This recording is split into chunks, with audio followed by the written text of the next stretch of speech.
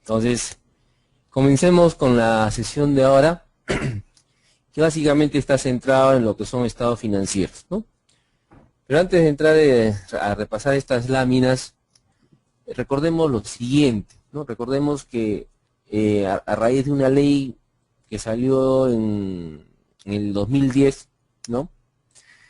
Digamos que obliga a las empresas, ¿no?, que están sobre las 3.000 UIT, ya sea ingresos o activos, a presentar sus estados financieros, ¿no?, auditados de acuerdo a las IFRS o NIF, a la ESCONACET, que ahora tiene el nombre de Superintendencia de Mercado de Valores, ¿no? Después salió el reto esta presentación a la Superintendencia de Mercado de Valores va a ser en forma paulatina por grupo de empresas, ¿no? El primer grupo de empresas que ya tuvo que presentar por los estados financieros del 2011 fueron las que cotizaban en bolsa, ¿no? Estas empresas ya presentaron los estados financieros de acuerdo con IFRS auditados a esta entidad. ¿Quiénes siguen? ¿No? Siguen las empresas que estén sobre los 30.000 UITs de ingresos o de activos, ¿no? Estas empresas ya por los estados financieros del 2012 van a tener que presentar sus estados financieros a la Superintendencia de Mercado de Valores, la ESCONACET, auditados y bajo NIF aprobadas por el Consejo Normativo de Contabilidad, ¿no?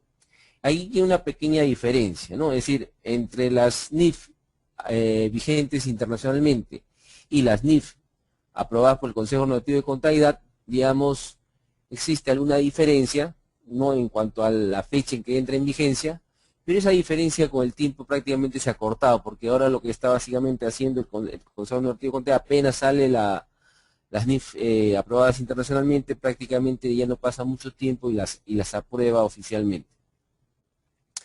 Ahora, para los estados 2000, del estado financiero del 2013, ya el reglamento señala que lo que se presente como estados financieros tiene que ser de acuerdo a las NIF aprobadas internacionalmente, ¿no? Pero como le estaba diciendo, no debería haber mayor diferencia porque ahora básicamente el Consejo Normativo de Contabilidad está aprobando casi inmediatamente, entonces estamos totalmente actualizados, a diferencia de lo que sucedía en años anteriores. Ok, entonces, con esta pequeña introducción, veamos los estados financieros. Los estados financieros o las reglas de presentación de estados financieros, básicamente, por lo menos está en la NIC 1, para lo que nosotros conocíamos como balance general, para el estado de ganancias y pérdidas, para el estado de cambios en el patrimonio, ¿no? Porque el otro estado, que es el estado de flujo efectivo, existe una NIF específica, que es la NIF 7, la que nos da su tratamiento. Ahora vamos a repasar acá que, digamos, en algunos casos, digamos, en el nombre balance general, digamos, ya ha sido descontinuado por esta NIF 1, ¿no? Es decir, da como sugerencia la utilización del nombre de estado de situación financiera. Pero, digamos, como yo les digo, da como sugerencia, ¿no? Es decir, no es obligatorio, no es que ya el nombre de balance general ya no se puede usar, sí se puede seguir usando, ¿no? Pero lo que va a pasar en el tiempo es que, digamos, las nuevas promociones de contadores van a salir formados pues con esta terminología de estado, de situación financiera, y cada vez menos se va a usar el nombre de balance general, y con el tiempo pues este nombre va a quedar en el olvido, ¿no?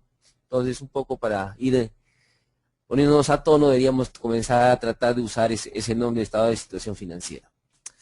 El otro cambio de nombre, pero no solamente de nombre, sino de estructura, es el estado de ganancias y pérdidas, el estado de resultados, ¿no?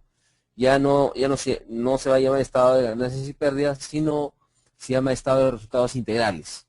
Y aquí sí, no solamente es un cambio de nombre, sino también es un cambio de estructura y contenido, ¿no? Que lo vamos a ir viendo más adelante. Entonces, comencemos nuestra presentación. Primero, antes de entrar en sí a la NIC 1, repasemos algunos conceptos de la NIC 8. La NIC 8 nos habla de políticas contables, cambios de estimaciones contables y errores, ¿no? ¿Qué es una política contable? ¿No? ¿Qué es una política contable? Nos dice, son los principios, bases, acuerdos, reglas y procedimientos específicos adoptados por una entidad en la elaboración y presentación de sus estados financieros, ¿no? Por ejemplo, ¿qué principio? Por ejemplo, uno de los principios que digamos, usamos es el principio, por ejemplo, o que le llama el marco conceptual le llama hipótesis, el principio de lo devengado, ¿no? Sobre eso se basa toda la estructura de nuestra contabilidad. Bases, ¿no? Pueden ser, oye, ¿sobre qué base estás presentando? Estás viendo sobre costos históricos, sobre valores razonables, sobre costos ajustados por inflación, etcétera, ¿no? Entonces, ¿qué pasa cuando estas políticas contables cambian? ¿No? Es decir, la regla general, ¿no? Por razones de uniformidad, una política contable debería mantenerse en el tiempo, ¿no? Pues evidentemente hay situaciones por las cuales estas políticas cambian, ¿no? Entonces dice, la entidad cambiará una política contable solo si tal cambio es requerido por una norma o interpretación, ¿no? ¿Eso qué quiere decir? Con este proceso que está habiendo de integración entre las IFRS y los US GAAP, que son las normas americanas, ¿no? Entonces se está produciendo cambios tanto en las NIF, ¿no? Tanto en los US GAAP, con la idea de que estas dos normas o estas dos normas principales que hay en el mundo converjan, ¿no? Es decir, que sean en algún momento muy similares o iguales, ¿no? Ese es digamos, el objetivo. Entonces, a raíz de esto se está produciendo cambios, ¿no? Por ejemplo, en este año 2013 han entrado ya en vigencia diferentes NIF, ¿no? Por ejemplo, la NIF 10, ¿no? Que nos habla de consolidación de estado financiero, la NIF 11, la NIF 12, la NIF 13, ¿no? Más digamos, la NIF 19, la NIF 27, la nueva NIF 27 y la nueva cambios también la NIF 28. Entonces, todos estos cambios pueden originar, cambios que está viendo en las normas, puede originar que cambiemos alguna política. Entonces, por eso que la norma dice, una entidad cambiará su política contable solo si es requerido por una norma de interpretación, ¿no? O la segunda razón para cambiar es que este cambio lleva a que los estados financieros suministren información más fiable y más relevante, ¿no? Sobre los efectos de las transacciones, otros eventos o condiciones que afecten la situación financiera, el desempeño financiero o los flujos efectivos, ¿no? Es decir, en el caso A es porque es obligatorio, porque una norma me está diciendo que cambie. Y en el caso B es, digamos, voluntario porque me va a llevar a una información más fiable o más relevante, ¿no? Ahora la pregunta es, ¿qué pasa cuando hay un cambio de política contable? ¿Cómo se hacen estos cambios? ¿Cómo se manejan estos cambios? ¿No? Aquí básicamente hay dos situaciones. Una primera situación es, si el cambio es porque ha salido una nueva norma de interpretación, entonces la NIC 8 me dice, oye, fíjate si esta nueva norma o esta interpretación tiene una disposición transitoria, ¿no? Así parecido cuando hay cambios en el impuesto a la renta o cambios en el IGB, a veces hay disposiciones transitorias que me dice qué debo hacer por esos cambios, ¿no? Entonces igualmente, acá si la nueva norma o nueva interpretación tiene una disposición transitoria, entonces tengo que fijarme en lo que dice esa disposición transitoria para ver cómo me adecuo a los cambios de política contable, ¿no? Si no fuera así, si la nueva norma no tiene una disposición transitoria o el cambio es voluntario debido a que quiero tener una mejor información o información más relevante, entonces la norma me dice que este cambio lo tendré que tratar de forma retroactiva, ¿no? ¿Y qué significa retroactiva? Significa que este cambio de política contable lo tengo que hacer como si este cambio hubiera estado siempre en los estados financieros de la compañía, ¿no? Lógicamente, eso normalmente implica reajustar los resultados acumulados, es decir, reajustar mi cuenta 59 y reestructurar mis estados financieros que yo presente de forma comparativa. Es decir, si el cambio lo estuviera haciendo yo en el año 2012, y lógicamente 2012 se presenta comparativamente con el 2011, entonces yo tengo que reestructurar mi estado financiero del 2011 para que sea comparativo en cuanto al cambio de política contable. El otro tema es sobre los cambios de estimación contable. ¿Qué es un cambio de estimación contable? Dice, es un ajuste en el importe en libros de un activo o de un pasivo, o en el importe de consumo periódico de un activo, por ejemplo la depreciación o amortización, que se produce tras la evaluación de una situación actual del elemento, así como los beneficios futuros esperados y de las obligaciones asociadas con los activos pasivos correspondientes. Los cambios en las estimaciones contables son el resultado de nueva información y no de acontecimientos, y en consecuencia no son corrección de errores. Por ejemplo, si yo estoy depreciando un bien en 12 años y cuando voy a hacer mi nueva evaluación al siguiente año y veo que la vida útil de ese bien ya no son 12 años, sino que por A, B o Z razón su vida útil de 12 años ha pasado a ser solamente de 9 años, entonces ese cambio de la vida útil, ¿no?, que va a producir que mis consumos periódicos, mi depreciación cambie del bien, es un cambio de estimación, ¿no? Eso que implica, digamos, que tendré que cambiar el monto que voy a depreciar, ¿no? Después vamos a ver cómo se hace ese cambio, ¿no? Pero ahí, al cambiar la vida útil, está cambiando el monto que voy a depreciar en los años siguientes, ¿no? Y como dice acá, un cambio de estimación es porque tengo nueva información. Es decir, ¿cuál nueva información? Es decir, oye, ha pasado ciertos acontecimientos que va a hacer que la vida útil de este bien, en lugar de 12 años, solamente sea 9. ¿Por qué? Porque tengo nueva información, ¿no? Que es muy diferente a una corrección de error. Una corrección de error, vamos a ver que yo ya tenía la información y la información la tomé mal, ¿no? En este cambio es nueva información que me hace hacer cambios en mis estimaciones. Ahora, ¿cómo se hacen los cambios contables? Es decir, cuando es un cambio de estimación, ¿cómo lo debo reflejar? La norma, la NIC 8, me dice que todo cambio de estimación contable debe reflejarse en forma prospectiva, ¿no? Es decir, hacia adelante. No tengo que reestructurar, no tengo que cambiar mis estados financieros de años anteriores. En el ejemplo que está usando, si yo cambio mi vida útil de 12 años a 9 años, entonces, por lo que me falta de depreciar de ese bien, cambiaré el monto de la depreciación con la nueva vida útil de 9 años de aquí para adelante. Es decir, en otras palabras, si yo tenía en mi cuenta 33 como 100.000 soles y en mi cuenta 39 como 10.000 soles, ¿cuál era mi valor en libros? 90.000 soles. Entonces, como esos 90.000 soles que tengo en libros, su vida útil ha cambiado, ya no va a ser 12 sino 9, entonces yo depreciaré ese valor en libros que me queda en función a los 9 años de vida útil a futuro que tengo, ¿no? Ahora, ¿qué son errores? ¿No? Que es el tercer punto que trata esta norma, ¿no? Nos dice, los errores son omisiones o inexactitudes en los estados financieros de una entidad para uno o más periodos anteriores, resultantes de un fallo en emplear o un error al utilizar información fiable, que estaba disponible cuando los estados financieros para tales periodos fueron formulados. Es decir, yo tenía la información, ¿no? No es como el caso de un cambio de estimación, es nueva información, no. Yo sí tenía la información, una información fiable, pero la usé mal y por eso me está generando un error, ¿no?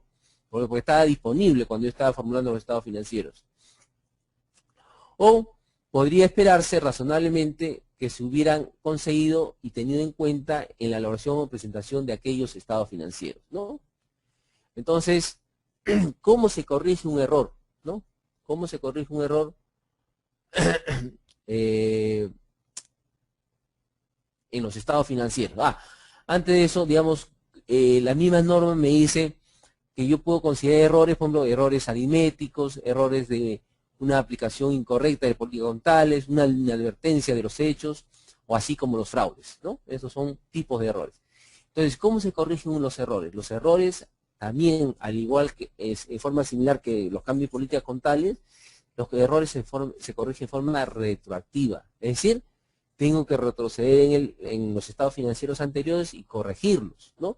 Como si ese error nunca se hubiera producido y yo corrijo mi información hacia atrás. Normalmente esto me obliga también muchas veces a hacer el ajuste contra resultados acumulados y lógicamente tengo que reestructurar mi información del pasado, ¿no? Eso no significa que el asiento yo tenga que abrir mis libros de años anteriores. El asiento lo hago en el año en que conozco el error.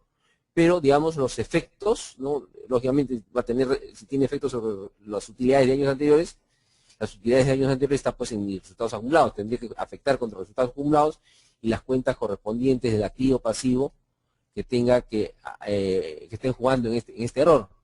Pero para que sea comparativo mi estado financiero de este año, donde detectó el error, con mi estado financiero de años anteriores, entonces yo tengo que reestructurar mis estados financieros del año anterior para que sea comparativo, ¿no? De forma similar a lo que era un cambio de política contable. Ok, haciendo estas aclaraciones, vamos a comenzar a ver el tema de la NI 1. Ahora, vamos a encontrarnos que cuando yo aplico NI 8 porque he hecho un cambio de política contable o he descubierto un error, ¿no?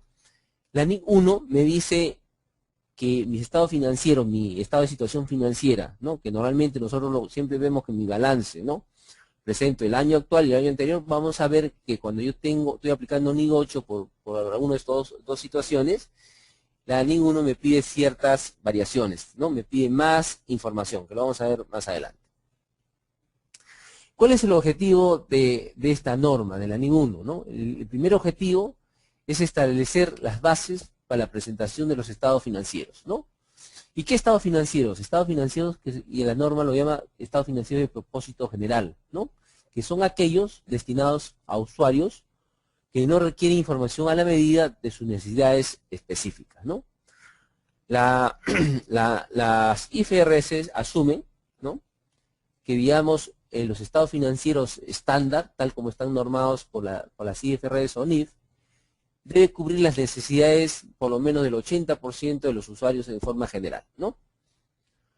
Ahora, se supone que cuáles son estas bases, ¿no? O estos requerimientos generales de presentación, ¿no? Estas bases o requerimientos generales de presentación son pues la base del devengado, lo de empresa en marcha, uniformidad, materialidad, agrupación de cuentas, que vamos a ver un poquito más adelante, las políticas contables, las compensaciones y las comparaciones, ¿no? Sobre la directiva de las estructuras, el reconocimiento, cuando hablamos de reconocimiento significa en qué momento reconozco mi activo, en qué momento reconozco mi pasivo, mi ingreso o gasto. La medición es cómo valoro ese elemento del estado financiero, ese activo, ese pasivo, ese ingreso, ese gasto, cómo lo valoro, ¿no? Por ejemplo, lo valoro o lo mido a valores razonables, que es diferente de medirlo a costo, ¿no? Y las revelaciones, que básicamente son las notas a los estados financieros que me brindan mayor información. Un aspecto radicalmente importante es, digamos, en el pasado, cuando hemos tenido estados financieros que no han sido exigentes en cuanto a aplicación de IFRS, ¿no? Por eso que, digamos, salió esta ley y, digamos, todas las empresas que cotizaban en bolsa le dijeron: ustedes nunca han aplicado IFRS, por eso tienen que hacer la adopción por primera vez. ¿Cuál es la gran diferencia en los estados financieros que hemos estado acostumbrados, que tenían sus notas los estados financieros? Es que las NIF, ¿no? Cuando uno las aplica plenamente, exige mayor cantidad de revelaciones, es decir, exige mayor cantidad de notas. Entonces, ese es un trabajo adicional, digamos, en cuanto a requerir mayor cantidad de revelaciones, no va a requerir mayor cantidad de notas a los estados financieros, ¿no? Va a estar de acuerdo a IFRS. El segundo objetivo, ¿no? Es asegurar la comparidad de los estados financieros, ¿no? ¿Comparidad en qué? De diferentes periodos de una misma empresa, ¿no? Yo puedo comparar mi estado financiero del año 1, contra el año 2, contra el año 3, ¿no? Son comparativos, ¿no? Y también que sean comparables, ¿no? Entre estados financieros de diferentes empresas. Y aquí hay una cosa muy importante, ¿no? ¿Por qué todo este esfuerzo de cambiar a IFRS? ¿Por qué todo este esfuerzo para que las normas americanas, los US GAAP, converjan con los IFRS, para que sean iguales? ¿Por qué todo este esfuerzo? Todo este esfuerzo no tiene otra razón de ser que los estados financieros a nivel mundial sean comparables, ¿no? ¿Por qué? Porque un inversionista que viene de Alemania, ¿no? Y quiere invertir en una empresa peruana, entonces pedirá pues los estados financieros que se hacen acá. Pero le va a entrar la gran duda si esos estados financieros están hechos como él los entiende, ¿no? Entonces, no ayuda a la movilización de capitales de un país a otro, de un territorio a otro, cuando yo tengo información que no es comparable, que no es leíble en los mismos términos, ¿no? Entonces, por eso, tanto los IFRS como los UDAP están tendiendo a que la información, las reglas de juego para elaborar estados financieros sean las mismas, de tal forma que un estado financiero leído por un inversionista alemán, francés o inglés, en su país, se lo pueda leer de la misma forma los estados financieros preparados acá en el Perú, en Chile, en la China, en donde sea, ¿no? ¿Eso qué va a permitir? Va a permitir el movimiento de capitales de una forma más fluida de un lugar a otro, ¿no? Porque recordemos que estamos viviendo una economía global.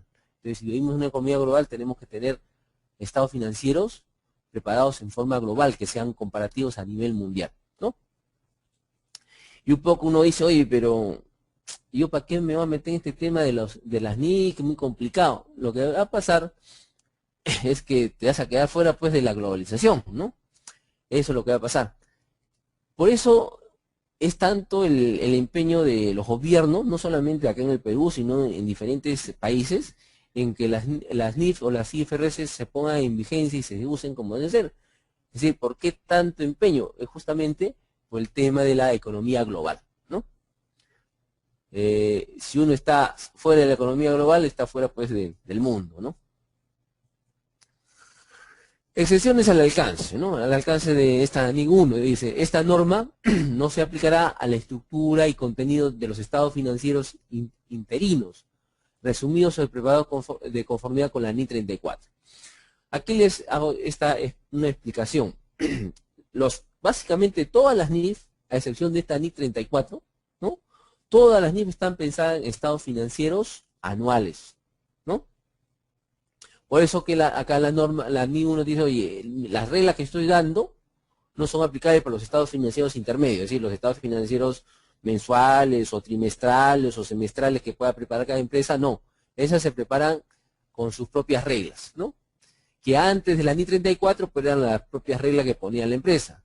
Pero digamos, al salir la NIC 34 dio ciertos parámetros para que los estados financieros intermedios tengan cierta coherencia con el estado financiero anual, ¿no? Porque no era lógico que mis estados financieros intermedios lo haga con ciertas reglas y el estado financiero anual lo haga con otras reglas, lo cual hacía que los intermedios no fueran comparables con el anual, ¿no? Por ejemplo, no era lógico, digamos, que yo, digamos, para mi estado financiero intermedio, por ejemplo, usar el WEPS, ¿no? Que es un método no aprobado por las NIF. Y para el estado financiero anual no usar el WEPS, ¿no? Entonces no eran comparables. Entonces por eso salió esta NIF 34, que da ciertos criterios para que, digamos, los estados financieros intermedios sigan ciertos lineamientos, ciertas reglas que lo faciliten, que sean comparables con los anuales. Después dice, esta norma sí es aplicable a todas las entidades que necesiten o no necesiten preparar estados financieros consolidados o estados financieros individuales conforme lo define la NIF 27, estados financieros consolidados o individuales. Aquí una aclaración también, ¿no? A raíz de que, como les comenté, a partir del 1 de enero están entrando una serie de nuevas normas, ¿no? Esta NIF 27 que se menciona acá es la que estuvo vigente hasta el 31 de diciembre del 2012, ¿no? Es decir, vale para mis estados financieros del 2012 que estaría presentando, digamos, en teoría a las empresas que están sobre las 30.000 unidades estarían presentando a la Superintendencia de Mercado y Valores, ¿no? Pero a partir del 1 de enero del 2013, digamos, esta NIF 27 se ha dividido en dos NIF, en dos NIF. En una nueva NIC 27, que solamente me habla de estados financieros individuales, y los estados financieros consolidados han pasado a estar en las NIF 10, ¿no? Entonces, haciendo una comparación de lo que fue los estados financieros hasta el 2008 y los estados financieros a partir del 2009, podríamos decir que, como yo le estaba mencionando al inicio, el nombre balance general ha sido cambiado por el estado de situación financiera. el estado de ganancias y pérdidas, ¿no? Ha pasado a ser el estado de resultados integrales. Y como les decía, acá no solamente es cambio de nombre, sino también es cambio de estructura. Porque el estado de resultados integrales, digamos que tiene dos partes, ¿no? Tiene una parte que podría ser el equivalente al estado de ganancias y pérdidas, y tiene otra parte que se le llama la parte de otros resultados integrales, ¿no? En razón a eso, la NIC 1, ¿no? Nos decía, y después le voy a explicar por qué nos decía que este estado de resultados integrales lo puedo presentar de dos formas, ¿no? Lo puedo presentar como un estado de resultados integrales único, en un solo cuerpo, o lo puedo presentar en dos estados, uno que es el estado de ganancias y pérdidas normal, y otro el estado de resultados integrales, que partiría de la utilidad o pérdida neta del primer estado, ¿no? Le digo que esto era así, ¿no? Vamos a ver más adelante que ha habido un cambio acá también, ¿no?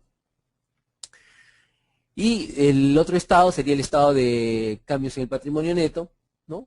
Que le quitaron el término de neto y ahora se ha quedado el estado de cambios en el patrimonio.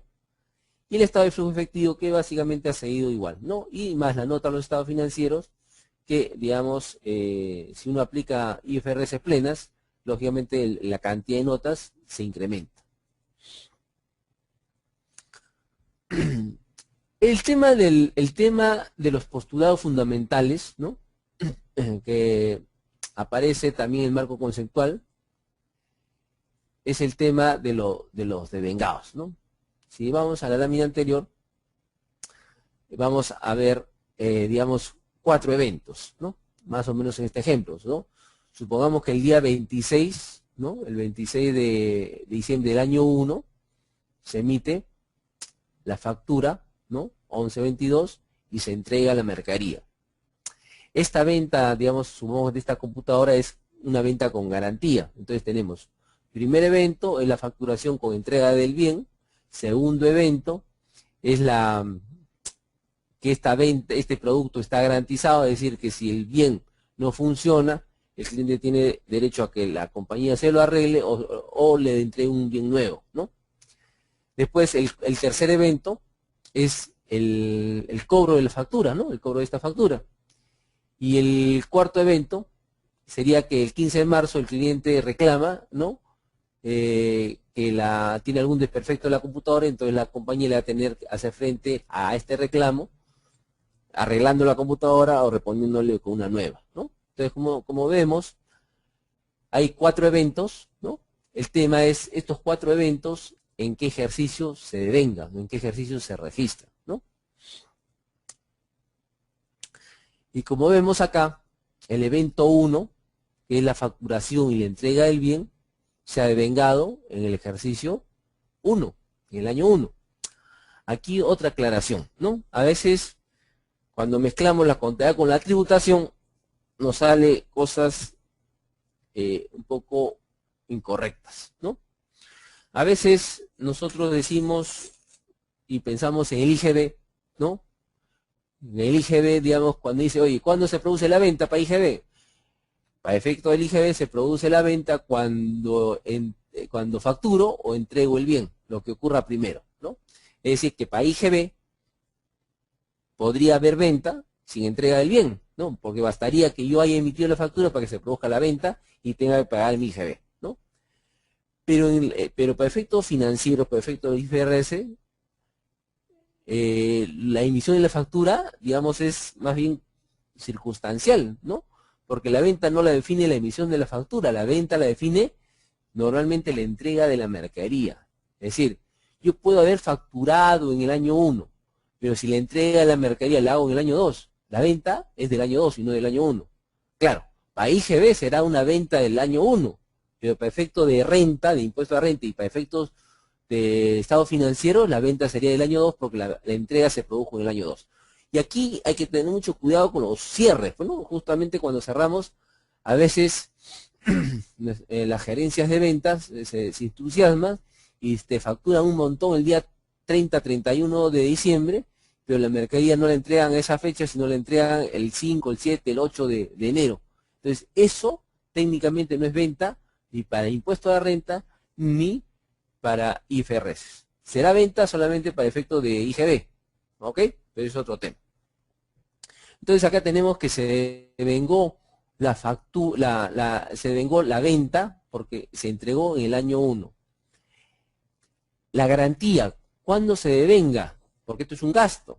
No se devenga cuando tengo que hacer frente al reclamo del cliente, no, se devenga también al momento de la venta. ¿Eso qué significa? Yo tengo que hacer una provisión por esta garantía, ¿no? Tengo que hacer una provisión para registrar ese gasto en el año 1. Lógicamente, la operación de la cobranza en la factura, esa se produce en el año 2 y se registra en el año 2, y el reclamo que se produce también en el año 2, lo único que está haciendo es, por los gastos, por el desembolso que tenga que hacer por el reclamo del cliente, ya no es un gasto, porque el gasto ya lo registré en el año 1. Acá lo que será es, estaré matando un pasivo, ¿no? Un pasivo que creé acá. ¿Ok? Entonces con esto queda más o menos diagramado lo que vendría a ser el concepto de devengado, ¿no? Que textualmente la norma nos dice lo siguiente: la base de lo devengado, ¿no? Los efectos de las transacciones y otros hechos se reconocen cuando ocurren y no cuando se cobra o se paga en efectivo. Las transacciones se contabilizan en los registros contables y se presentan los estados financieros de los periodos en los cuales corresponden. Se adopta para permitir que los estados financieros cumplan sus objetivos. Es decir, un estado financiero que no esté en base a lo devengado no es relevante, no es importante y no sería un adecuado estado financiero, ¿no? Ahora, de los 4 estados financieros básicos, es decir, el estado de situación financiera o balanza general, el estado de resultados integrales, ¿no? El estado de cambios, el patrimonio y el estado de flujo de efectivo, ¿no? Estos 3 primeros, su preparación se basa en lo devengado. En cambio, el estado de flujo efectivo se basa en el flujo efectivo, porque el estado de flujo efectivo es las entradas de dinero que ha habido por las diferentes razones y las salidas de dinero que ha habido por las diferentes razones, ¿no? Entonces, estos 3 estados que se basan en lo devengado, dice, las transacciones y sus efectos se reconocen cuando ocurren y no cuando se cobran o se pagan, ¿no? Se registran en los libros contables y se incluyen los estados financieros del ejercicio a los cuales corresponden las relaciones. Importancia relativa y agrupación de datos, ¿no? ¿A qué se refiere esto?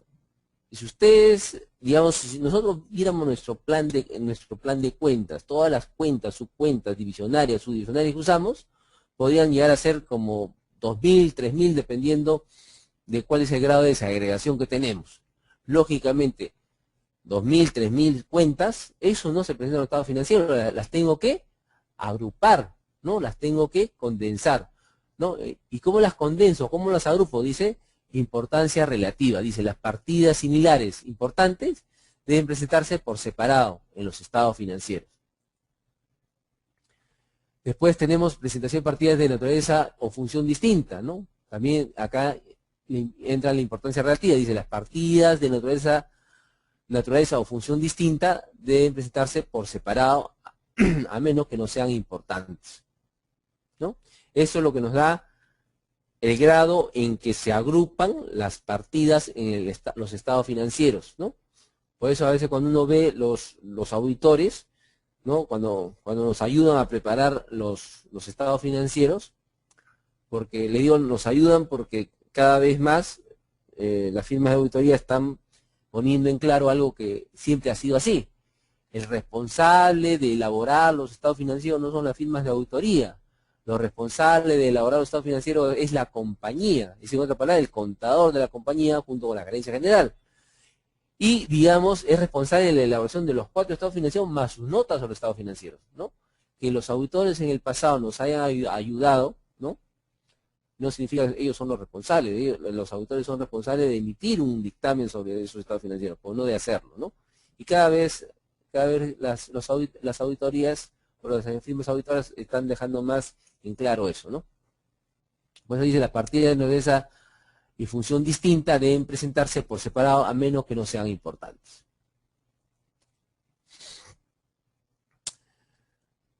Agrupación de partidas inmateriales, ¿no? Dice, las partidas de poco significativa deben agruparse con otras partidas de naturaleza o función similar tanto en los estados financieros como en las notas, ¿no?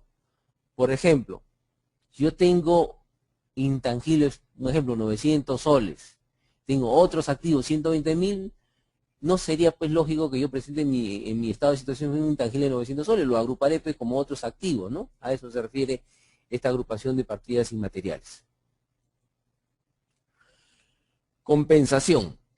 ¿A qué se refiere compensación? Se refiere, oye, yo puedo netear un activo con un pasivo, yo puedo netear un ingreso con un gasto y presentarlo neto en los estados financieros. La respuesta es la siguiente, ¿no? En el párrafo 32, ¿no?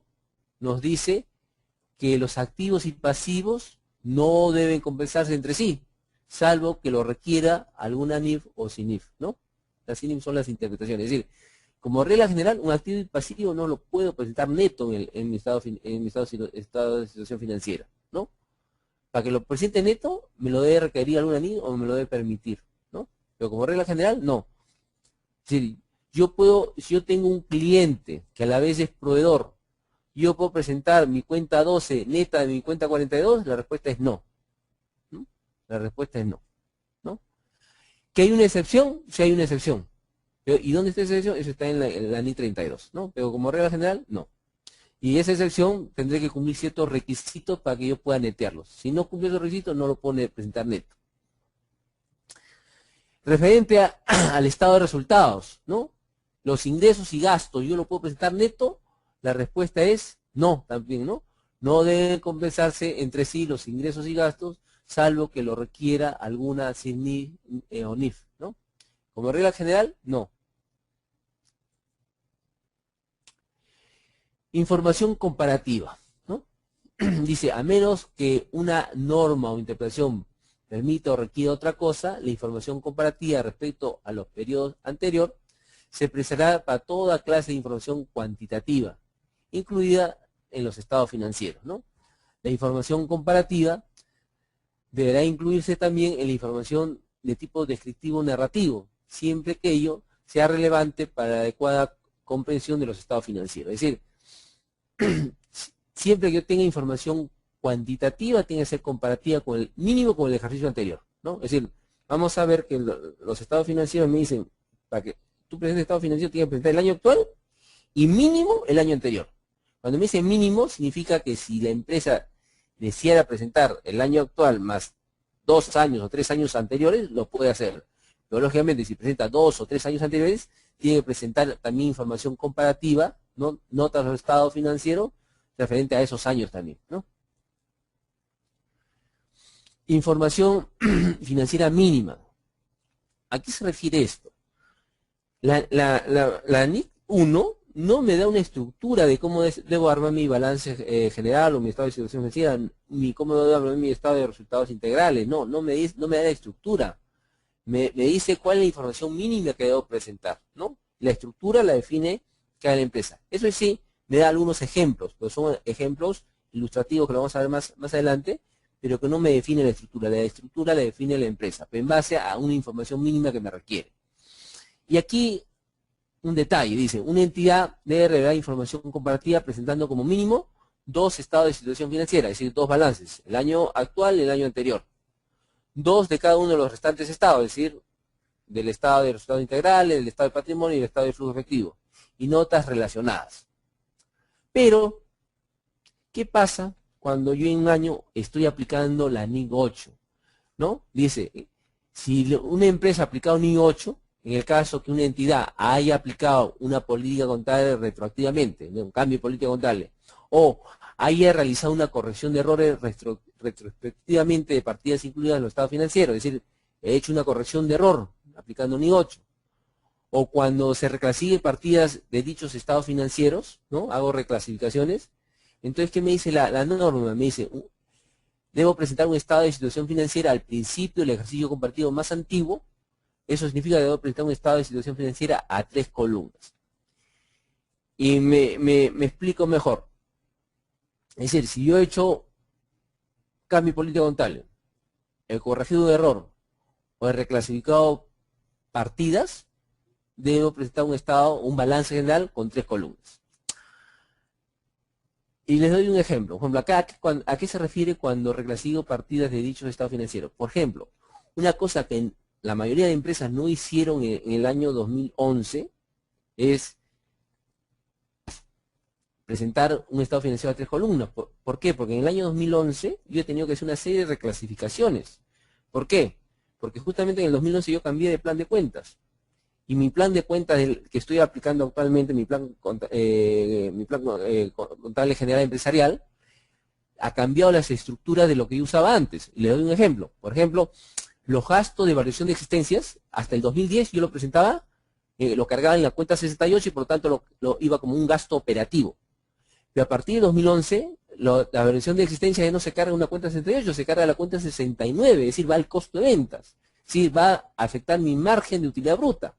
Por lo tanto, yo no podría comparar el 2010 con el 2011 si yo no reclasifico mi cifra del 2010. ¿Qué he tenido que hacer? Mi devaluación de existencia, lo que tenía como gasto operativo, lo he tenido que sacar de gasto operativo y ponerlo en el costo de ventas para que sea comparativo el 2010 con el 2011. Es decir, he hecho una reclasificación. Como he hecho una reclasificación, yo he tenido que presentar, y eso es como un ejemplo, si no ha habido otra serie de reclasificaciones que se ha tenido que hacer. Entonces yo tengo que presentar un estado de situación financiera a 3 columnas. ¿Qué significa 3 columnas? Es decir, he debido presentar el estado al 31 de diciembre del 2011, al 31 de diciembre del 2010 y al 1 de enero del 2010, que equivale a decir el 31 de diciembre del 2009, ¿no? Otro tema es el tema de la uniformidad en la presentación, ¿no? Dice, debe mantenerse la presentación y clasificación de las partidas en los estados financieros, salvo que el cambio resultante demuestre que dará lugar a una presentación más apropiada de los hechos y transacciones considerando los criterios de políticas contables de la NIC 8, ¿no? O que el cambio sea requerido por una NIF a esa fecha. Es decir, como regla general, yo tengo que hacer un informe de un año a otro. ¿Qué hace que esa uniformidad se rompe? Cuando ese cambio, uno me está obligando a una norma, o, digamos, me va a llevar a información más relevante e importante, ¿no? Me da una mejor presentación de estados financieros.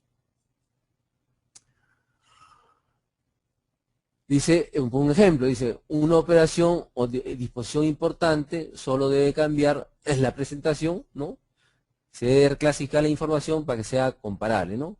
Si el cambio provee información más confiable, fidedigna y relevante para los usuarios, y si la nueva estructura tendrá continuidad y no se perjudicará la comparabilidad, ¿no? Es decir, siempre recordemos, es muy importante la comparabilidad, por eso la uniformidad, y por eso cuando yo hago cambios, tengo que reestructurar también la información anterior para que sea comparable. Estado de situación financiera o el balance general, ¿no? Acá, como un comentario, ¿por qué no tenemos, si como yo le dije, la norma no me obliga a darle este nombre a mi balance general, ¿no? Me lo sugiere. Pero ¿por qué debemos acostumbrarnos a ir cambiando, a usar este nuevo nombre, estado de situación financiera, ¿no? Porque, ¿qué va a pasar? Pues, ¿no? Los nuevos profesionales contables, ¿no? Que van a salir de la universidad, van a salir formados con este lenguaje, ¿no? Sí, de aquí a 5 o 6 años, el uso normal va a ser estado de situación financiera. Y si nosotros seguimos usando nuestro lenguaje antiguo de balance general, pues nos van a mirar como bichos raros, pues, ¿no? Decir, oye, este sigue usando un lenguaje anticuado, ¿no? Por eso un poco tenemos que ir acostumbrarnos al nuevo lenguaje.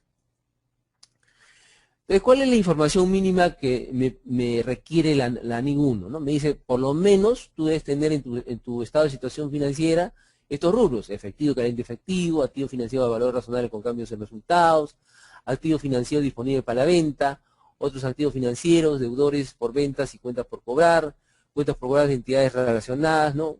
Ojo, relacionadas no significa igual que vinculadas, ¿no? El término vinculadas tiene una connotación tributaria, que no es lo mismo que relacionadas. Existencias, activos biológicos, impuestos por recuperar, anticipo de dividendos, otros activos corrientes, subtotales de activos corrientes, activos no corrientes clasificados por disponible para la venta, ¿no? Por ejemplo, este acá, que tiene un nombre raro, tiene tiene una equivalencia en el plan contable. Esta es la famosa cuenta 27, ¿no? Y esta cuenta 27, ¿con qué NIF se rige? Con la NIF 5. ¿Qué otra información mínima? Debo tener instrumentos financieros, activos disponibles para la venta, deudores por ventas y cuentas por cobrar a entidades relacionadas, ¿no? Plusvalía, ¿no? Goodwill, activos intangibles, propiedad, planta y equipo, activos biológicos, ¿no? Total, activos no corrientes, ¿no? Igualmente con los pasivos, me describe, digamos, los pasivos, o como información mía que debo tener, los pasivos financieros, los pasivos y activos de impuestos corrientes, según la ANI 12, ¿no? Los activos y pasivos a impuestos diferidos, según lo define la ANI 12. Pasivos incluidos en los grupos enajenables, ¿no? Igual aplicable a la NIF 5. El interés minoritario, participación no controladora, ¿no? Eso es cuando hay estados financieros, cuando estoy consolidando estados financieros. Capital emitido y reservas atribuibles a los propietarios, ¿no? Entonces, esta es información mínima que debe tener. Lógicamente, si alguno de estos rubros no es aplicable, pues no se tiene que presentar, ¿no? Después pasamos al tema de distinción entre corriente y no corriente, ¿no? Y aquí probablemente tengamos alguna sorpresa si es que anteriormente no hemos repasado, no hemos leído con detenimiento la NIF 1, ¿no?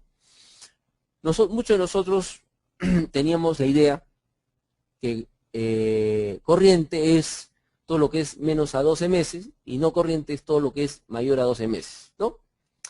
Bueno, eso no necesariamente es totalmente correcto, ¿no? Vamos a ver aquí que hay situaciones donde yo tengo partidas que tienen una mayor a 12 meses y que sigue siendo corriente, ¿no?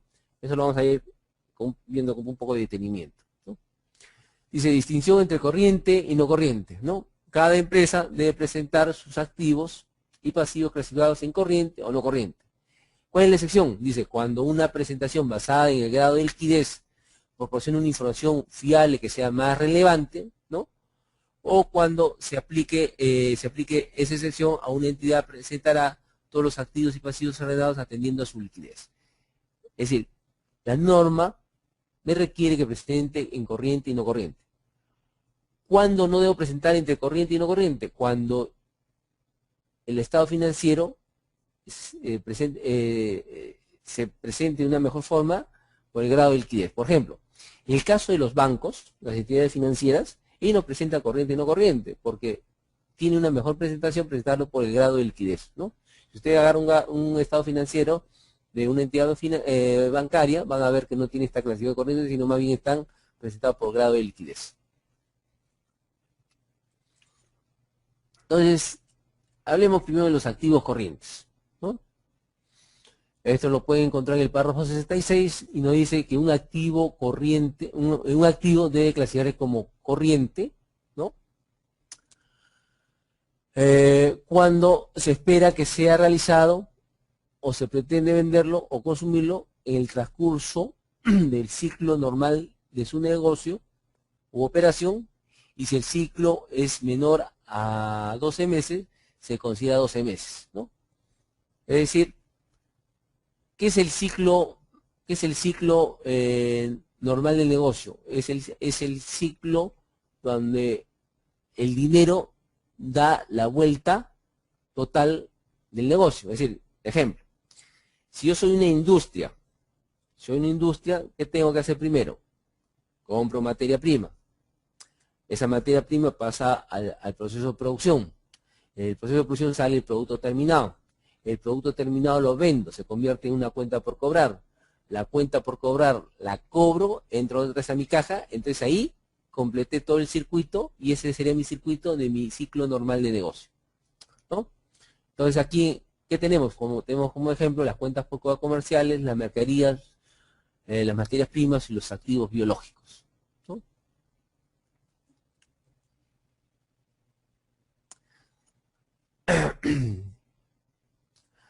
Y aquí un detalle, ¿no? Un detalle. Es decir, como me dice, se espera que sean realizados o se pretende venderlos o consumirlos en el transcurso de su ciclo normal del negocio, Eso significa que una cuenta por cobrar comercial, una mercadería, una materia prima, siempre serán corrientes, ¿no? ¿Por qué? Porque si yo tengo cuentas por cobrar a 15 meses, ¿no? Usted me dirá, oye, pues eso supera los 12 meses. Sí, supera los 12 meses, pero ¿por qué es 15 meses? Porque es su ciclo normal de negocio. Es decir, esta empresa no cobra sus cuentas por cobrar a menos de un año. Los cobra porque su ciclo es cobrarlo en 15 meses, ¿no? Supongo que esta es una empresa que fabrica buques petroleros, ¿no? Entonces, sus cuentas por cobrar pues no va a ser, digamos, a corto plazo, ¿no? Van a ser, da créditos a 15 meses, a 20 meses. Entonces, ese es su ciclo normal de negocio. Entonces, esta cuenta por cobrar, por más que sea mayor a 12 meses, como está dentro del ciclo normal de negocio, es un activo corriente. Igual que la mercadería, igual que la materia prima, ¿no? Es un detalle que a veces nosotros que hemos estado acostumbrando, y todo lo que supera los 12 meses no corriente, bueno, esto lo desvirtúa, ¿no? Las cuentas por comerciales, por más que pasen los 12 meses, seguirá siendo corriente. ¿Por qué? Porque es parte del ciclo normal de operaciones del negocio. ¿Qué más será? ¿Qué más será? Un activo también será corriente cuando se mantiene primordialmente para fines de negociación, ¿no? Ejemplo, tenemos los activos financieros, ¿no? Medidos a valor con cambios de resultado. O los disponibles para venta o los activos financieros, los derivados, ¿no? Dice, los activos corrientes incluyen los activos que se mantienen fundamentalmente para su negociación. Le doy un ejemplo.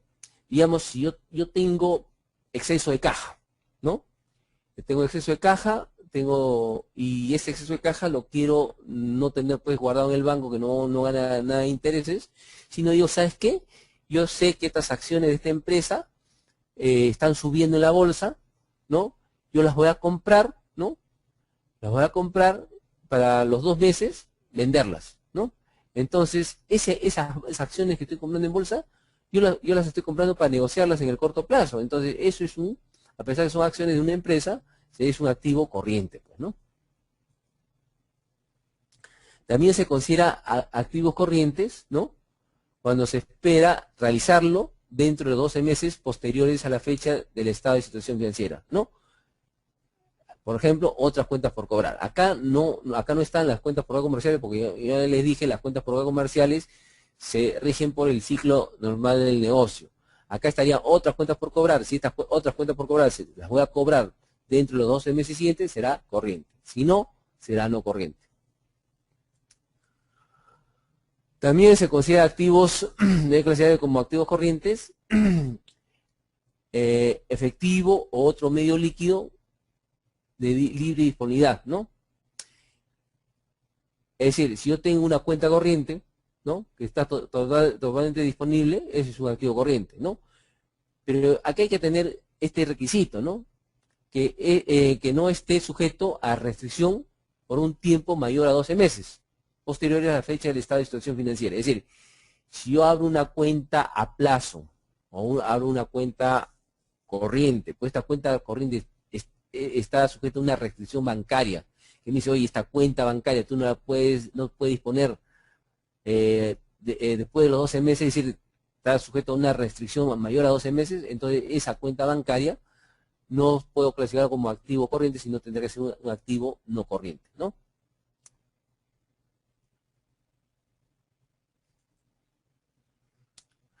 Entonces acá un poco, para verlo más gráficamente, que ya les expliqué anteriormente, qué cosa es un ciclo de operación del negocio, ¿no? Es el circuito total del dinero, ¿no? Comienza, por ejemplo, yo tengo efectivo, compro inventarios, estos inventarios los transformo, una vez de transformarlo los vendo, se lo convierto en cuentas por cobrar y otra vez vuelve a ser efectivo. Con el efectivo otra vez comienza el circuito de comprar inventarios, materia prima y este es el circuito normal del negocio, ¿no? Si este circuito demora más de 12 meses, ¿no? Como ya he dicho, entonces las cuentas por cobrar y el inventario será pues parte del ciclo normal del negocio y por lo tanto será corriente. Dice, cuando el ciclo normal de explotación de una entidad no resulte claramente identificable, se asumirá que es de 12 meses, ¿no? Ahora hablemos de los pasivos corrientes.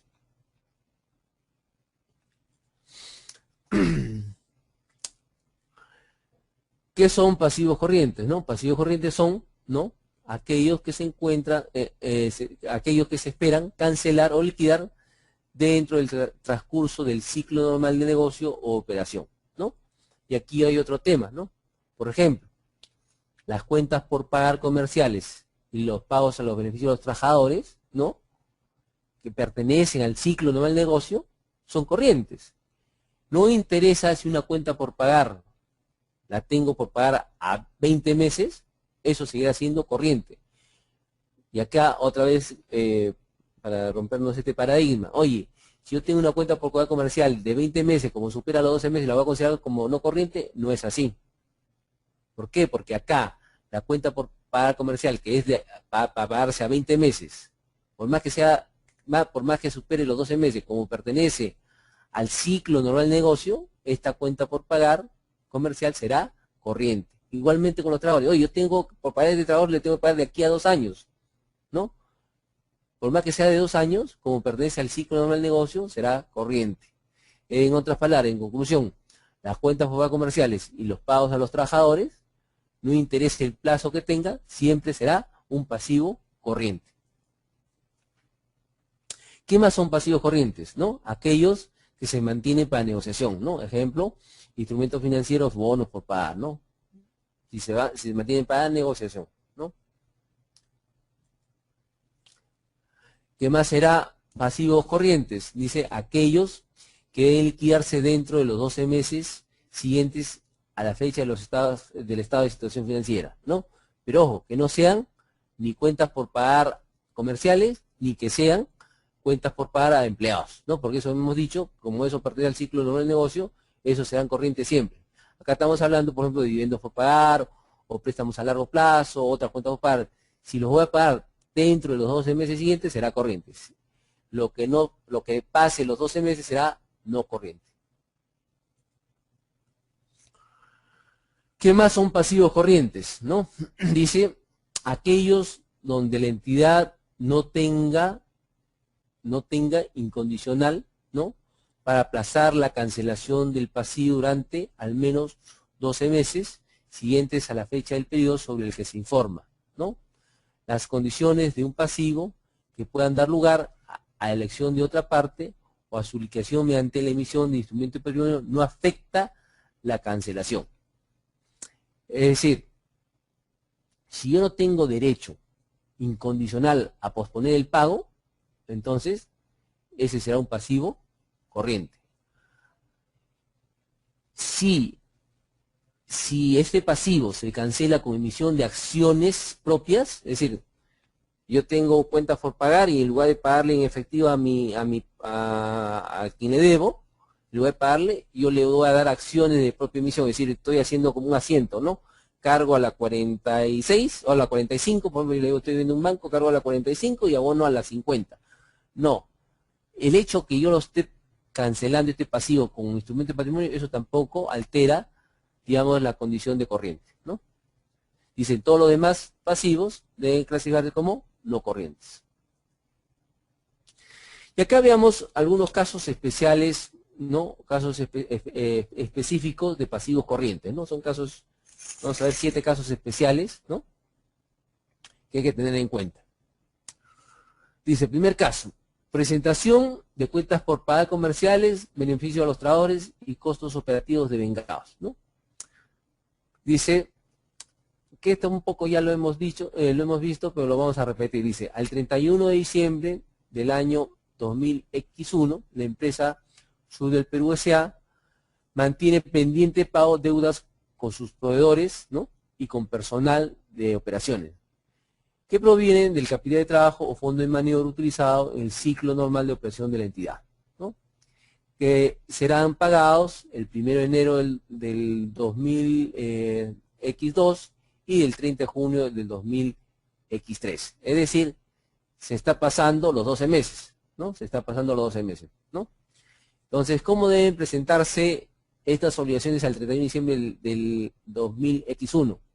La NIN 1 requiere que la totalidad de la deuda de la empresa Sur del Perú S.A. la presente como pasivo corriente en su estado de situación financiera al 31 de diciembre. ¿Por qué? Por lo que hemos dicho ya anteriormente, ¿no? Esto lo dice en el párrafo 70, dice, los pasivos que forman parte del capital de trabajo, operativos utilizados en el ciclo de operaciones, ¿no? Ciclo normal de operaciones, como los proveedores, costo de personal, deben clasificarse como corrientes, ¿no? Aunque su plazo de pago supere los 12 meses, ¿no? Dice, se relacionan con las actividades de operación, aun cuando el vencimiento se va a producir después de los 12 meses siguientes a la fecha del estado de situación financiera. Es decir, otra vez vuelvo a repetir, las cuentas por cobrar comerciales, las revisiones por pagar, los beneficios sociales de los trabajadores, siempre será corriente, aunque el plazo de pago pase los 12 meses. Ahí, si quieren revisarlo, revisen el párrafo 70 en la NIC 1. Segundo caso. Presentación de pasivos que no se cancelarán dentro del ciclo del negocio, pero sí dentro de los 12 meses posteriores a la fecha de los estados de situación financiera, ¿no? Dice, al 31 de diciembre del año 2000X1, la empresa Sur del Perú mantiene pendiente pago dividendos declarados el 15 de febrero, ¿no? Es decir, esto se va a pagar dentro de los 12 meses siguientes, ¿no? ¿Cómo se debe presentar esta obligación al 31 de diciembre del 2000X1? Dice, la NIN 1 requiere que la empresa Sur del Perú S.A., en estado de situación financiera el 31 de diciembre del 2000X1, lo presente como pasivo corriente. ¿Por qué no forma parte del ciclo normal de operaciones y de ser atendido dentro de los 12 meses posteriores a la fecha del estado de situación financiera, ¿no? Segundo caso, ¿no?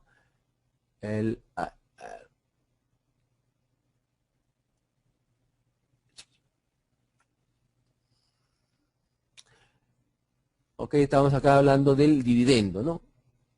Y acá un poco, digamos, el sustento adicional dice, otros pasivos no proceden del ciclo normal de la operación, deben clasificarse como corrientes si se van a pagar dentro de los 12 meses, ¿no?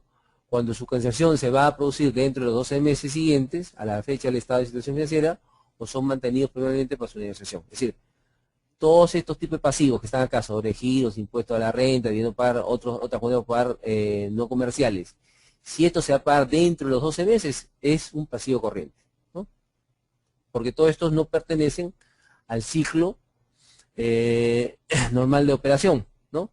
Porque hemos dicho, cuando pertenece al ciclo normal de operación, que son las cuentas a pagar a los empleados, aún supere los 12 meses, será corriente. Tercer caso. Dice, presentación, pasivos financieros que proveen financiamiento a largo plazo que no forman parte del capital de trabajo, ¿no? Entonces acá el caso nos dice, al 31 de diciembre del año 2000X1, la empresa Sur del Perú mantiene pendiente pago una deuda que fue contraída el 15 de febrero del año 2000X0 para compra de maquinaria y que vence, ¿no?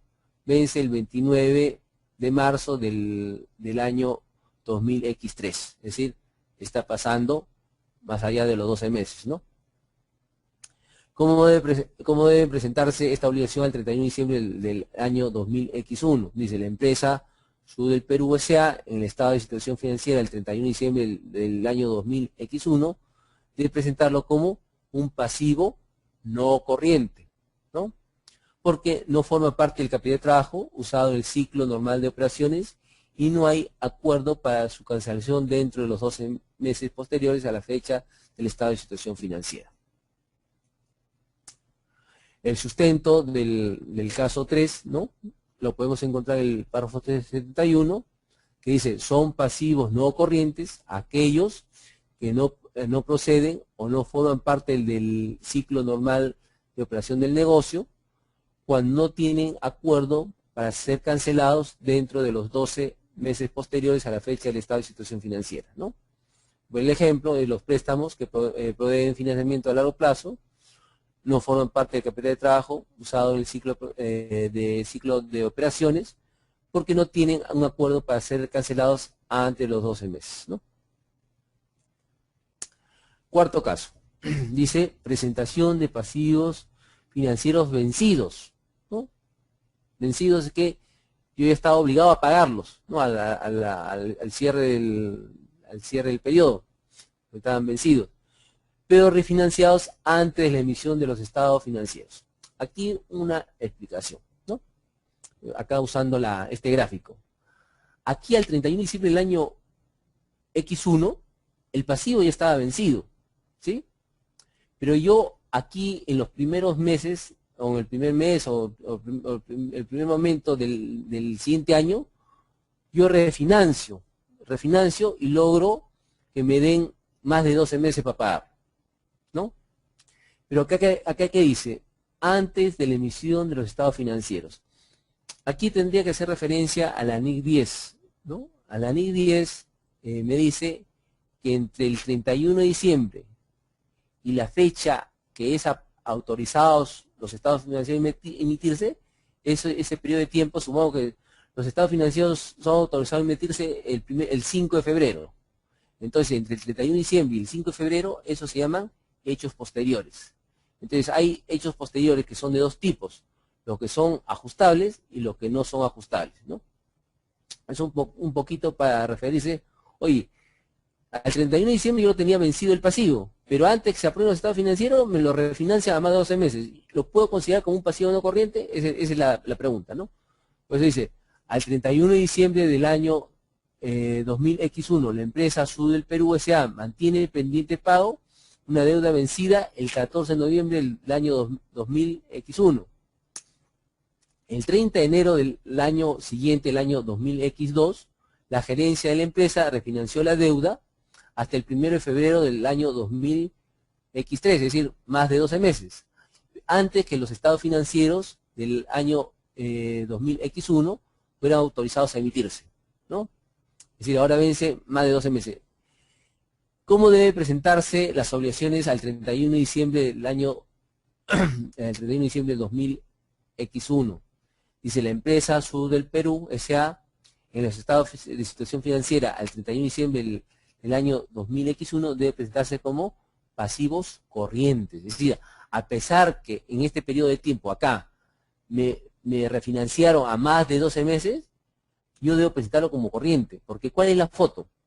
Oye, el 31 de diciembre estaba vencido, era totalmente corriente. Lo que tú hayas hecho acá no debe afectar lo que pasó el 31 de diciembre, ¿no? Y eso lo podemos ver acá en el sustento, ¿no? En el párrafo 72, ¿no? El sustento de la doctrina, ¿no? Dice, una empresa clasificará como corriente, ¿no?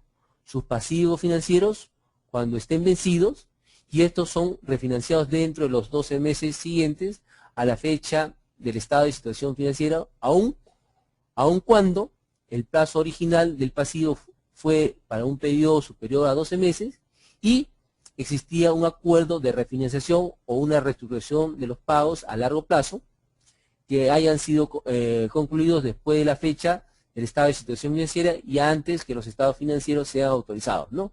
Sí, a pesar que estaba yo acá en este periodo que me lo refinanciaron, yo no puedo pasarlo como un pasivo no corriente. ¿Por qué? Porque al 31 de diciembre ya estaba vencido y por lo tanto era corriente y yo tengo que prestar lo que dice la foto. La foto me dice que eso es corriente. Caso 5. Clasificación de pasivos donde el deudor tiene la facultad para refinanciar a largo plazo. Entonces, ¿cuál es la figura acá? Dice, al 31 de diciembre del año 2000X1, la empresa Sud del Perú S.A. mantiene pendiente pago, obligaciones que vencerán el 20 de febrero del año 2012. Es decir, aquí a menos de 2 meses, ¿no? A menos de 2 meses yo tengo que pagar esto. Pero la entidad espera y tiene el poder, ¿no? Tiene el poder, ¿no? Para extender el plazo hasta el año 2000X13, ¿no? Es decir, oye, yo tengo que pagar acá, pero la empresa tiene el poder para decir, no, lo voy a pagar, lo voy a extender para el año 2013. Entonces, ¿cómo debe presentarse este pasivo el 31 de diciembre del año 2000X1? Dice, la empresa Sur del Perú, en estado de situación financiera el 31 de diciembre del año 2000X1, debe presentar como un pasivo no corriente, ¿no? Acá les puede estar llamando la atención, oye, pero si su vencimiento es 20 de febrero, esto es corriente. ¿Por qué me dices que es no corriente? Sencillamente porque es el deudor, es decir, es la empresa del sur del Perú, la que tiene el poder para decir, ¿sabes qué? No pago el 20 de febrero, sino lo extiendo hasta el año 2000X3. Es decir, como tiene el poder, esto pasa a ser un pasivo no corriente, ¿no? Y el sustento lo podemos acá encontrar en el párrafo 73. Dice, una empresa que al 31 de diciembre del año 2000X1 clasificará como no corriente, ¿no?, sus pasivos cancelables en el ciclo normal de las operaciones, si la entidad tuviera la expectativa y además la facultad o poder, es decir, depende de la empresa Sur hacer este cambio, la facultad o poder para renovar o refinanciar o extender el plazo de alguna obligación de pago, al menos durante los 12 meses siguientes a la fecha del estado de situación financiera, de acuerdo con las condiciones de financiación existentes, ¿no?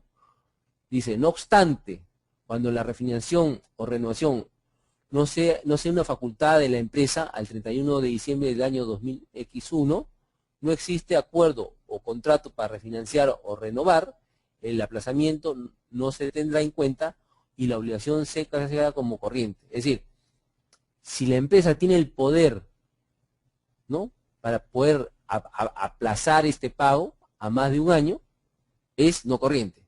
Pero si al 31 de diciembre la empresa no tenía el poder, entonces será corriente. Sexto caso.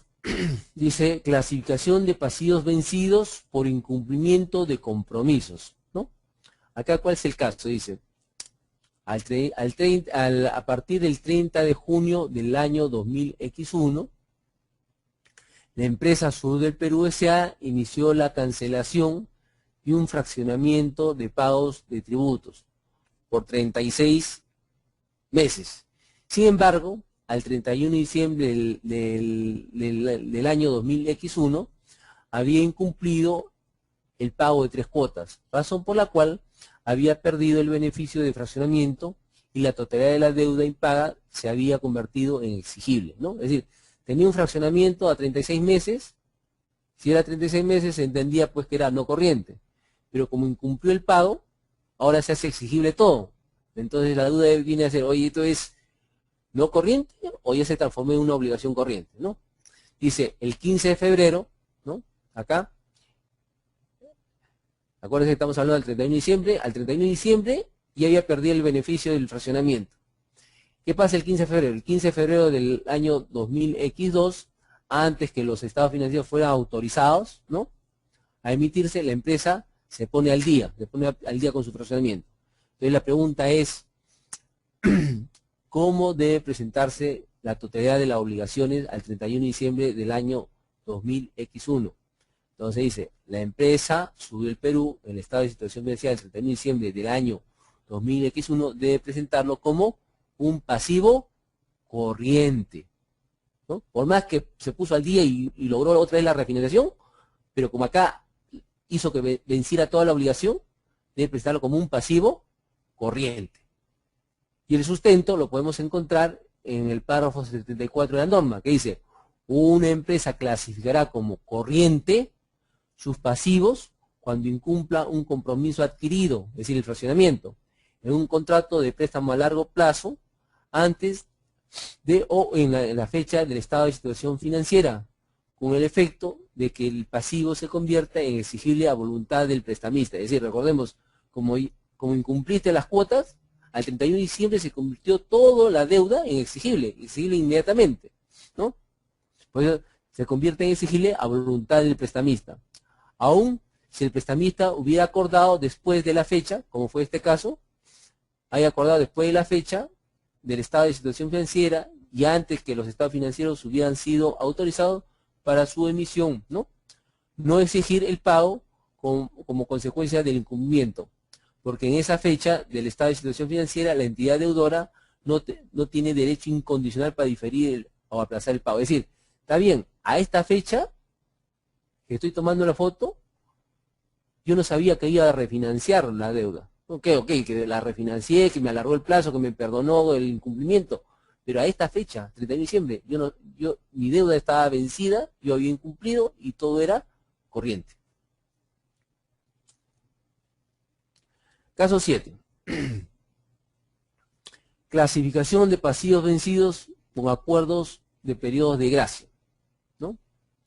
Dice, una empresa clasificará como no corriente, ¿no?, sus pasivos vencidos por incumplimiento de compromiso si el prestamista hubiese acordado en la fecha del estado de situación financiera, es decir, a esta fecha, el 31 de diciembre, conceder un periodo de gracia que finalice al menos 12 meses después de esta fecha, dentro de cuyo plazo la entidad pueda rectificar el cumplimiento y el prestamista no puede exigir su pago inmediato. Es decir, aquí la diferencia con el caso anterior es que el prestamista le concede la gracia acá antes del 31 de diciembre, ¿no? Por eso que al 31 de diciembre tenía ese derecho de extender el plazo de pago más allá de los 12 meses.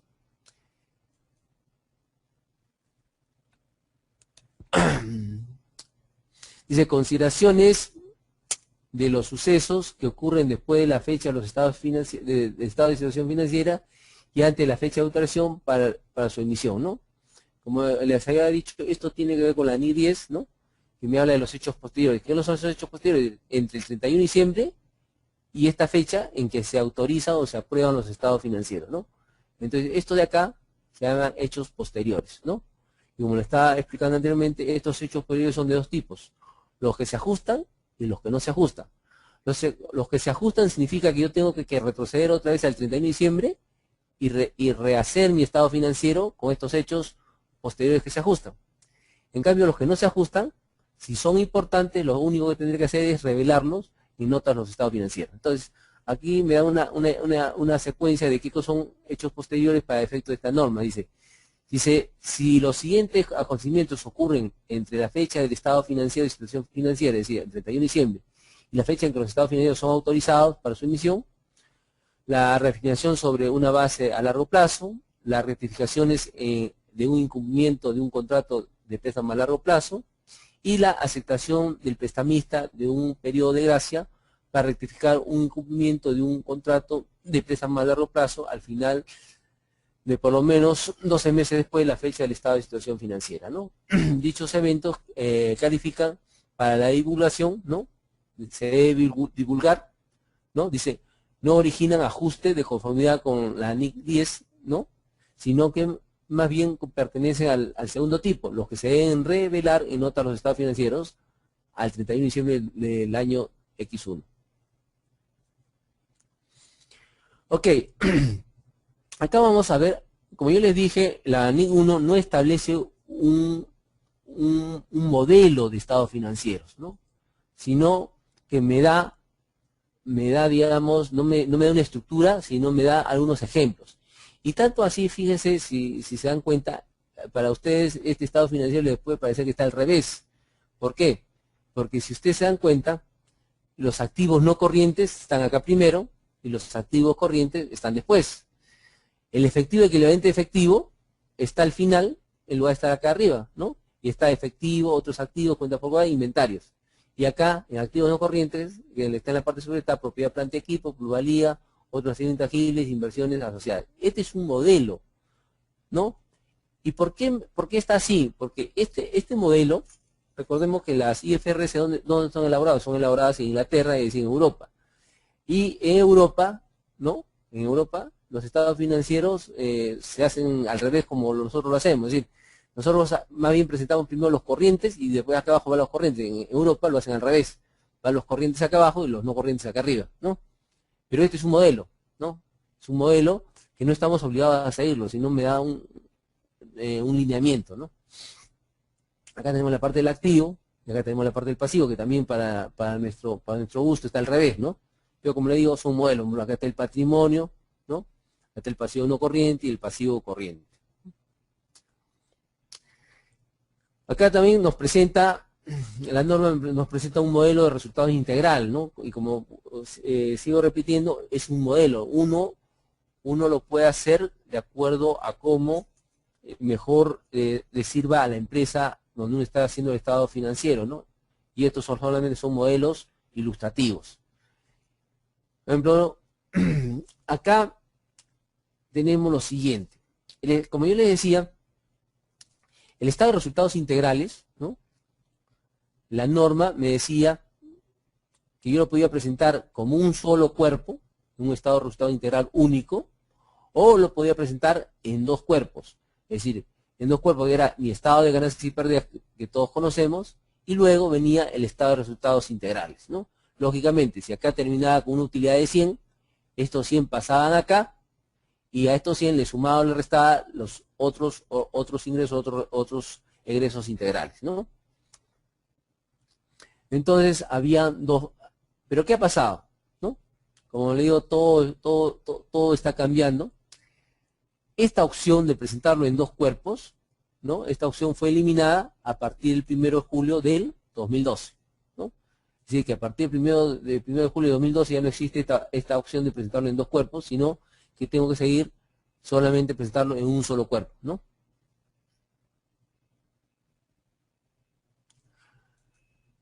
Entonces acá tenemos un modelo, ¿no? Ojo, digo modelo, es decir, yo lo puedo estructurar de la forma que mejor convenga a los intereses de la empresa. Esto solamente sirve como un modelo ilustrativo. Este es un modelo de un solo cuerpo, como es exigible a partir del 1 de julio del 2012. Entonces, ¿qué tengo acá? Tengo comparativo, ¿no? El año 2006 contra el 2007, ¿no? Tengo acá los ingresos de actividades ordinarias, ¿no? Esto vendría a ser las ventas. Tengo acá el costo de ventas, la ganancia bruta, utilidad bruta, otros ingresos, costos de distribución, costos administrativos, ¿no? Participación en ganancias asociadas, ¿no? Yo mi utilidad antes de impuesto, mi impuesto a la renta, ojo, este es el impuesto a la renta no calculado de acuerdo a nuestra declaración jurada, ¿no? Porque tengamos presente, lo que yo presento en mi declaración jurada no es el cargo que yo hago a gastos, sino más bien es el abono que hago a mi cuenta de pasivo, ¿no? Porque yo puedo tener diferencias temporarias que me generan el impuesto diferido. Entonces este es el impuesto que yo calculo de acuerdo a la NIC 12, ¿no? Y digo a mi ganancia procedente de mis actividades continuadas, ¿no? Y llevo a mi ganancia del periodo 121.000, ¿no? Después de estos 121.000 vienen los otros resultados integrales, ¿no? Que son ingresos o gastos que normalmente nosotros nunca lo hemos presentado en el estado de resultados, ¿no? Por ejemplo, a ver si acá...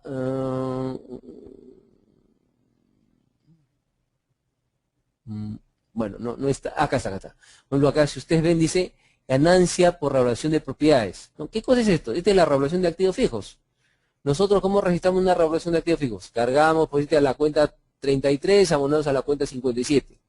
Pero esa excedente revaluación, digamos, de acuerdo a esta normatividad, ya no se presenta, digamos, en la cuenta de patrimonio, ¿no?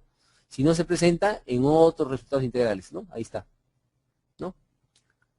Y llegamos con esto, la utilidad neta, 121, más otros ingresos, otros gastos integrales, 14.000, y llego a mi resultado integral de 107.250, ¿no? Y acá, si vemos, mi utilidad neta es 121, mi utilidad integral es 107. Pero ¿qué me obliga la norma? Me obliga que estos 121, como este es un estado financiero consolidado, ¿no? Este estado financiero es consolidado, tengo que distribuir estos 121, cuánto le corresponde a la controladora, es decir, a la matriz, y cuánto le corresponde a las no controladoras, es decir, los accionistas minoritarios. Entonces, los 121, que son estos 121 acá, que es la utilidad neta para nosotros, tengo que decir, de estos 121, cuánto le corresponde a la matriz, ¿no? O controladora, 97, y cuánto le corresponde a las no controladoras, los 24, y yo 121. Igual tengo que hacer con los resultados integrales, ¿no? Si vemos los resultados integrales son en total 107, ¿no? que viene a ser 121 menos 14, 107. Estos 107 también lo tengo que decidir cuánto corresponde a la controladora, 85, y a la no controladora, 21, sí, ahí está los 107. Y tengo que presentar mi ganancia por acción básica y diluida. Esto de ganancia por acción solamente es obligatorio para las empresas que cotizan, ¿no?